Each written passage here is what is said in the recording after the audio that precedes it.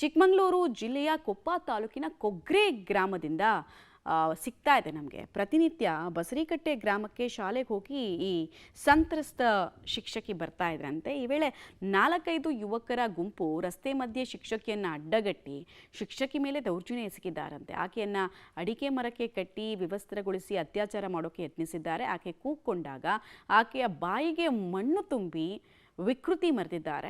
ಆಕೆ ಕೂಗೋ ಶಬ್ದ ಕೇಳಿ ಅಕ್ಕಪಕ್ಕ ತೋಟದಲ್ಲಿದ್ದಂತಹ ಸ್ಥಳೀಯರು ಸಹಾಯಕ್ಕೆ ಬಂದಿದ್ದಾರೆ. ಕೂಡಲೇ ಆ ಕಿಡಿಗೇಡಿಗಳು ಆಕೆಯನ್ನು ಬಿಟ್ಟು ತಲೆಗೆ ಕಬ್ಬಿಣದ ರಾಡ್ನಿಂದ ಬಲವಾಗಿ ಹೊಡೆದು ಎಸ್ಕೇಪ್ ಆಗಿದ್ದಾರಂತೆ. ಅದೃಷ್ಟವಶಾತ್ ಆಕೆ ಸಾವಿನಿಂದ ಪಾರಾಗಿದ್ದು ತೀವ್ರ ರಕ್ತಸ್ರಾವದಿಂದ ಬಳಲ್ತಾ ಇದ್ರು. ಕೂಡಲೇ ಆಕೆಯನ್ನು ಕೊಪ್ಪ ತಾಲೂಕಿನ ಆಸ್ಪತ್ರೆಗೆ ದಾಖಲಿಸಿ ಹೆಚ್ಚಿನ ಚಿಕಿತ್ಸೆಗಾಗಿ ಶಿವಮೊಗ್ಗ ಜಿಲ್ಲೆಯ ಮೆಗಾನ್ ಆಸ್ಪತ್ರೆಗೆ ದಾಖಲಿಸಲಾಗಿದೆ. ಈ ಸಂಬಂಧ ಕೊಪ್ಪ ತಾಲೂಕಿನ ಜಯಪುರ ಪೊಲೀಸ್ ಠಾಣಾ ವ್ಯಾಪ್ತಿಯಲ್ಲಿ ಪ್ರಕರಣ ದಾಖಲಾಗಿದ್ದು ಕಿಡಿಗೇಡಿಗಳ ಬೆನ್ನತ್ತಿದ್ದಾರೆ ಪೊಲೀಸರು. ನರರೂಪದ ರಾಕ್ಷಸರ ಬಗ್ಗೆ ನಾವು ಮಾಹಿತಿ ಕೊಡ್ತಾ ಇರೋದು. ಕೆಲಸಕ್ಕೆ ಹೋಗಿ ಬಂದಿದ್ದಕ್ಕೆ ನಾನು ಇಲ್ಲಿಗೆ ಬಂದಿದ್ದು ಕೆಲಸ ಬಿಟ್ಟು. ಹಾಗಾಗಿ ನನಗೆ ಬೇರೆ ಎಂತ ಗೊತ್ತಿಲ್ಲ ಸರ್. ಏಟ್ ಆಗಿದೆ ಗೊತ್ತು, ಹೊಡೆದಿದ್ದಾರೆ ಅಂತ ಅಷ್ಟೇ. ನನಗೆ ಎಂತೂ ಸಹ ಗೊತ್ತಿಲ್ಲ. ನಂಗೆ ಫೋನ್ ಒಂದು ಬಂದು ಈ ಥರ ಆಗಿದೆ ಬಾ ಅಂತ ಹೇಳಿದರೆ ನಾನು ಸೀದಾ ಹಾಸ್ಪಿಟ್ಲಿಗೆ ಬಂದಿದ್ದೀನಿ ಸರ್. ಅಂತ ಗೊತ್ತಿಲ್ಲ, ರಕ್ತಗಿತ್ತು ಅಂತ ಆಗ್ತಿಲ್ಲ, ಎಲ್ಲ ನಿಂತಿದೆ ಬ್ಲೀಡಿಂಗು. ಹುಷಾರಿಲ್ಲ, ಹೊಡೆದಿದ್ದು ಹಾಕಿದ್ದಾರೆ, ಯಾರು ಹೊಡೆದಿದ್ದಾರೆ, ಬಂದು ಬಾ ಆಸ್ಪತ್ರೆಗೆ ಕರ್ಕೊಂಡು ಹೋಗ್ತೀವಿ ಅಂತ ಅದಕ್ಕೆ ಇಲ್ಲಿ ಬಂದು ಡೀಟೇಲ್ಸ್ ಕೊಡ್ತಾರೆ ನಾರಾಯಣಗೌಡ. ಈಗ ಯಾರು ಆರೋಪಿಗಳು ಅನ್ನೋದು ಗೊತ್ತಾಗಿದೆಯಾ? ಇಲ್ಲಿ ತನಕ ಘಟನೆ ನಡೆದು ಇಷ್ಟು ಸಮಯ ಆಗಿದೆ, ಇನ್ನೂ ಯಾರೊಬ್ಬರನ್ನು ಅರೆಸ್ಟ್ ಮಾಡೋದಕ್ಕೆ ಪೊಲೀಸರ ಕೈನಲ್ಲಿ ಆಗಿಲ್ವಾ? ವಿಫಲರಾಗಿದ್ದಾರೆ ಅವರು? ಮಮತಾ, ಈ ಒಂದು ಪ್ರಕರಣ ನಡೆದಿರುವಂತದ್ದು ನಿನ್ನೆ ಸಂಜೆ 6ರಿಂದ 6:30 ಅಂತ ಏನು ಚಿಕ್ಕಮಗಳೂರು ಜಿಲ್ಲೆ ಕೊಪ್ಪ ತಾಲೂಕು. ಅದು ಸಂಪೂರ್ಣವಾಗಿ ಒಂದು ಆ ಕಾಡಿನ ಪ್ರದೇಶ ಆಗಿರುವಂತದ್ದು. ಅಲ್ಲಿಂದ ಪ್ರತಿನಿತ್ಯ ಇವರು ಕೊಗ್ರೆ ಗ್ರಾಮದಿಂದ ಬಸರಿಕಟ್ಟೆ ಗ್ರಾಮಕ್ಕೆ ಹೋಗಿ ಪ್ರಾಥಮಿಕ ಶಾಲಾ ಶಿಕ್ಷಕಿ ಆಗಿದ್ದಂಥದ್ದು ಮುಗಿಸ್ಕೊಂಡು ಬರ್ತಾ ಇದ್ರು. ಆ ಸಂಜೆ ಒಂದು 6:30-7 ಗಂಟೆ ಸುಮಾರು ಕತ್ಲ ಟೈಮ್ನಲ್ಲಿ 4ರಿಂದ 5 ಜನ ಈ ಒಂದು ಕೃತ್ಯ ಎಸಗಿದ್ದಾರೆ ಅಂತ ಈಗ ಮೇಲ್ನೋಟಕ್ಕೆ ಕಂಡು ಬರ್ತಾ ಇರುವಂತದ್ದು.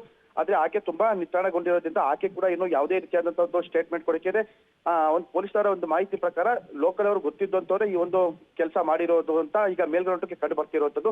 ಹಾಗಾಗಿ ಪೊಲೀಸರು ಕೂಡ ಆಕೆಯಿಂದ ಮಾಹಿತಿ ಪಡೆದಕ್ಕೆ ಆಕೆ ಕೂಡ ನಿತ್ರಾಣಗೊಂಡಿರೋದ್ರಿಂದ ಪೊಲೀಸರು ಆಕೆಯಿಂದಲೂ ಕೂಡ ಇನ್ನು ಯಾವುದೇ ಮಾಹಿತಿಯನ್ನ ಪಡೆದಿಲ್ಲ. ಆದ್ರೆ ಆಕೆ ಅಣ್ಣ ಈಗ ಪೊಲೀಸರಿಗೆ ಮಾಹಿತಿ ಕೊಟ್ಟಿರುವಂತದ್ದು. ಗೊತ್ತಿರುವಂತಾರೆ, ಪರಿಚಿತರೆ, ಸೊ ನಮ್ಮ ಊರಿನ ಸುತ್ತಮುತ್ತ ಇರುವಂತಾರೆ, ಒಬ್ಬಳೇ ಬರ್ತಿರುವಂತ ಸಂದರ್ಭದಲ್ಲಿ ಈ ಒಂದು ಕೆಲಸ ಮಾಡಿದ್ದಾರೆ ಅಂತ ಅವ್ರ ಅಣ್ಣ ಕೂಡ ಈಗ ಪೊಲೀಸರಿಗೆ ಮಾಹಿತಿ ಕೊಟ್ಟಿರುವಂತದ್ದು. ಆದ್ರೆ ಅಲ್ಲಿ ಯಾರ್ಯಾರು ಇದ್ರು ಅನ್ನೋದನ್ನ ಆಕೆಯಿಂದನೇ ಪೊಲೀಸರು ಮಾಹಿತಿ ಪಡಿಬೇಕಾಗಿರೋದ್ರಿಂದ ಆಕೆ ನಿತ್ರಾಣಗೊಂಡು ಚಿಕಿತ್ಸೆ ಪಡಿತಿರೋದ್ರಿಂದ ಈಗ ನೆಕ್ಸ್ಟ್ ಮುಂದಿನ ಕ್ಷಣಗಳಲ್ಲಿ ಆಕೆಯಿಂದ ಪೊಲೀಸರು ಕೂಡ ಮಾಹಿತಿ ಪಡೆಯುವಂತ ಸಾಧ್ಯತೆ ಇರುವಂತದ್ದು. ಮಮತಾ, ಧನ್ಯವಾದ ನಾರಾಯಣಗೌಡ. ಬಟ್ ಈಗಿನ ಕಾಲದಲ್ಲಿ ತೋಟಕ್ಕೆಲ್ಲ CCTV ಫುಟೇಜಸ್ ಅನ್ನು ಹಾಕಿರ್ತಾರೆ. ಆಮೇಲೆ ಆ ಗ್ರಾಮದಲ್ಲಂತೂ CCTVಗಳು ಇರ್ತಾವೆ. ಅದನ್ನೆಲ್ಲ ವಶಕ್ಕೆ ಪಡೆದು ಸ್ಟಾರ್ಟ್ ಮಾಡ್ಬೋದಪ್ಪ ಇನ್ವೆಸ್ಟಿಗೇಷನ್ನ. ಇನ್ನೂ ಈಕೆ ಸ್ಟೇಟ್ಮೆಂಟನ್ನು ರೆಕಾರ್ಡ್ ಮಾಡಿಕೊಂಡು ನಂತರ ಹುಡುಕ್ತೀವಿ ಅಂದರೆ ಅವ್ರು ತಲೆಮರೆಸ್ಕೊಳ್ಳೋದಕ್ಕೆ ಪೊಲೀಸರಿಗೆ ಅವಕಾಶ ಮಾಡಿಕೊಟ್ಟಂಗೆ ಆಗುತ್ತೆ. ಆಮೇಲೆ ಏನು ಹಾರರ್ ಇದು! ನಾವು ಬೇರೆ ರಾಜ್ಯಗಳಲ್ಲಿ ಇದೆಲ್ಲ ಕೇಳ್ತಾ ಇದ್ವಿ.